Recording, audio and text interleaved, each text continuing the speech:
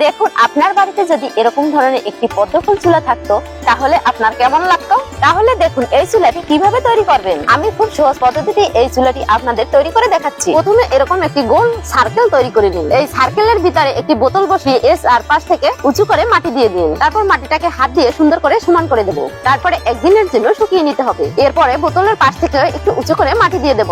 এখন চুলাটির মুখ তৈরি করার জন্য এখানে একটি বোতল বসিয়ে এর উপর থেকে আবারও আমি মাটি দিয়ে দিচ্ছি। এখন চুলাটি শুকানোর পরে বোতল দুটিকে তুলে নিতে হবে। আমার ভিডিওগুলো প্রথম থেকে থাকলে অবশ্যই একটি লাইক দিবেন এবং ভিডিও কোথা থেকে দেখছেন অবশ্যই কমেন্টে জানিয়ে যাবেন। চুলাটি লিপে শুকিয়ে নিয়ে এখন এর উপর থেকে আমি কয়েকটি পাপড়ি কেটে নেব। প্রথমে চুলাটির উপরে কয়েকটি পাপড়ির দাগ কেটে নিয়েছি। তারপরে দাগ কাটার পাশ থেকে একটি কাঁচি দিয়ে কেটে নেব। ভিডিওটি খুব মনোযোগ দিয়ে দেখুন।